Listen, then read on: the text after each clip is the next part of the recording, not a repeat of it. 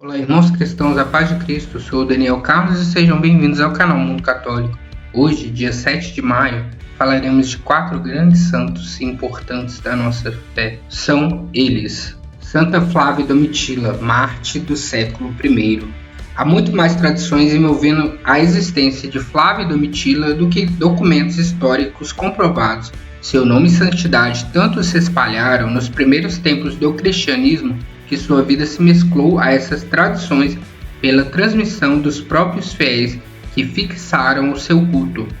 Flávia Domitila teria sido convertida ao cristianismo por 2 eunucos, enquanto ela se preparava para o casamento com o filho de um cônsul. Nereu e Aquiles lhe falaram sobre Cristo e a beleza da virgindade, irmã dos anjos.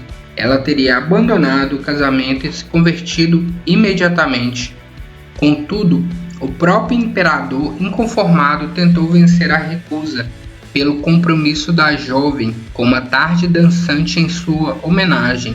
A morte repentina do próprio noivo aconteceu em meio às danças. Segundo a tradição, Flávia Domitila morreu queimada num incêndio criminoso que destruiu sua casa, sendo provocada por um irmão do noivo. Mas o que existe de real sobre a vida de Santa Flávia Domitila é que ela era uma nobre dama romana, esposa do cônsul Flávio Clemente e sobrinha do imperador Vespasiano, pai de Domiciano. Esses dados foram encontrados em uma inscrição da época, conservada na Basílica dos Santos Nereu e Aquiles, que também morreram decapitados pelo testemunho em Cristo. No primeiro século, ela enfrentou a ira da corte por não esconder sua fé em Cristo. Banida do convívio social, foi depois julgada e condenada ao exílio, sendo deportado para a ilha de Ponça. Sua morte aconteceu de forma lenta, cruel e dolorosa, numa ilha abandonada, sem as menores condições de sobrevivência, conforme escreveu sobre ela São Jerônimo. Rosa Venerini, nascida em Fiberbe, Itália, no dia 9 de fevereiro de 1656, Rosa Venerini viveu um conflito. Um jovem apaixonado queria desposá-la, mas o seu desejo era consagrar-se a Deus. Sua vida muda radicalmente quando uma série de acontecimentos culmina com a morte do pretendente e mais tarde de seus pais. Rosa assume então a educação dos 2 irmãos. Mesmo com essa responsabilidade, ela não abandona seu desejo de consagrar-se a Deus. Passa a convidar as jovens da vizinhança para rezar o rosário. Foi convivendo com essas pessoas que Rosa descobriu o grave estado de ignorância religiosa e intelectual que atingia a juventude da época. Decidiu então que iria combater esse estado de ignorância religiosa e intelectual. Um padre jesuíta, Ventura Bandinelli, percebendo a sua vocação natural para a religiosidade e para o ensino, abre-lhe as portas da vida religiosa. Rosa não perdeu a oportunidade e deu o primeiro passo, indo viver em comunidade. Junto de mais 2 amigas, cria a primeira escola primária para crianças em 1685. Estava iniciada a sua grande obra, porém as oposições não tardaram a aparecer. Alguns padres acharam que a obra de Rosa agredia sua autoridade no ensino religioso. Os nobres se posicionavam contra o ensino gratuito para os pobres. Rosa enfrentava uma batalha em nome de Deus e de um ideal. Felizmente, o bispo de Montefiascone intervém e a convida para fundar em sua diocese uma nova escola. Para lá, Rosa Venerini se dirige, junto de uma colaboradora muito especial, a futura santa Lúcia Filippini. As escolas então se expandem e chegam a muitas cidades, inclusive a Roma. Mas os problemas apareciam novamente. Rosa tem que enfrentar discussões dolorosas, ambições e divisões dentro de sua instituição, problemas provocados pela inveja e ganância das pessoas. Em 1716, uma visita do Papa Clemente XI foi o reconhecimento do valor de sua obra. O apoio do Papa foi um fator importante para o desenvolvimento de sua instituição, que não era uma congregação. e agora é chamada Mestras Pias Venerini. O fim de sua vida foi marcado por uma doença que a consumiu por 4 anos. Rosa veio a falecer no dia 7 de maio de 1728. Em 1909, é fundada a primeira casa nos Estados Unidos. O reconhecimento canônico para essas professoras chegou apenas em 1941, quando finalmente se tornaram congregação. Papa Pio XII proclama a bem-aventurada Rosa Venerini em 1952, quando a congregação já operava em muitos países do mundo todo. Suas relíquias estão guardadas na capela da casa-mãe da congregação em Roma. Em 15 de outubro de 2006, o Papa Bento XVI, na Praça de São Pedro, proclama Rosa Venerini santa. Santo Agostinho Rosselli nasceu na pequena cidade Bergone di Casana, Ligure, Itália, no dia 27 de julho de 1818. Durante sua infância foi pastor de ovelhas. A sua família, de poucos recursos, constituiu para ele um exemplo de fé e de virtudes cristãs. Aos 17 anos, decidiu ser padre, entusiasmado por Antônio Maria Gianelli, arcebispo de Chiavari, que se dedicava exclusivamente à pregação aos camponeses. Em 1835, Agostinho foi para Gênova, onde acabou enfrentando sérias dificuldades financeiras, mas sempre ajudado pela sua força de vontade, oração intensa e auxílio de pessoas de boa vontade.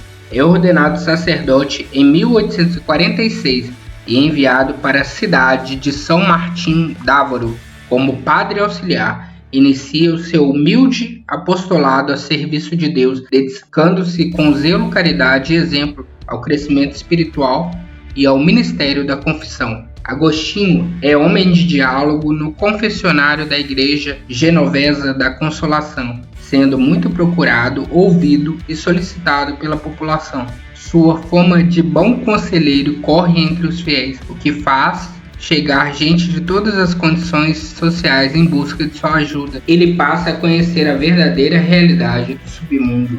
Desde o início, identifica-se nele um exemplo de sacerdote santo, que encarna a figura do pastor, do educador na fé, do ministro da palavra e do orientador espiritual, sempre pronto a doar-se na obediência, humildade, silêncio, sacrifício e seguimento dócil e abnegado de Jesus Cristo. Nele, a ação divina, a obra humana e a contemplação fundem-se numa admirável unidade de vida, de apostolado e oração. Em 1872, alarga o campo do seu apostolado, intercedendo-se não só pelas misérias e pobrezas morais da cidade e pelos jovens, mas também pelos prisioneiros dos cárceres, a quem leva com afeto o conforto e a misericórdia do Senhor. 2 anos mais tarde, passa a dedicar-se também aos recém-nascidos em favor das mães solteiras, vítimas de relações enganosas, dando-lhes assistência moral e material, inserindo-as no mundo no trabalho honesto. Com a ajuda de alguns catequistas, Padre Agostinho passa a ação. Nasce um grupo de voluntárias e acolhem os primeiros jovens em dificuldades para libertá-los do analfabetismo, dando-lhe orientação moral, religiosa e também uma profissão. E a obra cresce exatamente porque responde bem à forte demanda social religiosa do povo. Em 1876, dessa obra funda a Congregação das Irmãs da Imaculada, indicando-lhes o caminho da santidade em Maria, modelo da vida consagrada. Após o início difícil e incerto, a congregação se consolida e se difunde em toda a Itália e em quase todos os continentes. A vida terrena do sacerdote pobre, como lhe costumam chamar, chega ao fim no dia 7 de maio de 1902. O Papa João Paulo II proclama Santo Agostinho Rosselli santo em 2001. Beata Gisela, rainha da Hungria. Gisela, filha do duque bárbaro Henrique, nasceu no ano 985. Era a irmã mais nova de Henrique II da Alemanha, de Bruno, que depois se tornaria bispo de Habsburgo, e de Brígida, futura abadesa de Mitmester. como se vê, uma família nobre e católica. Gisela, desde pequena, queria se tornar religiosa, mas decidiu aceitar um casamento que contribuiria muito para a expansão do cristianismo, deixando sua vocação para mais tarde. Em 996, ela foi pedida em casamento por Estevão, príncipe da Hungria. Gisela aceitou e se tornou a primeira rainha católica húngara. Logo depois, devido à sua atuação cristã, o rei, seu marido, se converteu e com ele todos os seus súditos. Gisela construiu muitas igrejas, inclusive a Catedral de Zerpin, decorando-a com os trabalhos dos mais importantes artistas da época, até mesmo de escultores gregos. Além da importância religiosa e cultural, seu reinado obteve há de considerar-se também a importância política, que permitiu, graças a seu casamento e à conversão da Hungria, que as boas relações com a Alemanha chegassem até o século XXI. Gisela cumpriu esta missão com muito sofrimento pessoal. Primeiro morreu seu filho mais velho, depois uma filha. As duas outras filhas seguiram seus maridos para terras distantes e ela nunca mais as viu. Seu primogênito, Américo, que era o sucessor natural do trono, também morreu quase ao mesmo tempo em que o marido Estevão. Mais tarde, os dois seriam canonizados. Embora tivesse enfrentado todas essas tragédias, foi a morte do marido que mais a fez sofrer. Os húngaros da oposição, que assumiram o poder, desejando neutralizar a sua influência junto ao povo, a mantiveram presa por vários anos, impossibilitando-a de qualquer contato com os parentes do exterior. Finalmente, depois de muitas negociações com o rei Henrique III, em 1042, Gisela pôde retornar para a Alemanha, onde se recolheu no mosteiro beneditino de Neeburg. Esta cidade era uma abadia principesca, isto é, a abadia eleita era automaticamente a princesa do Império Alemão.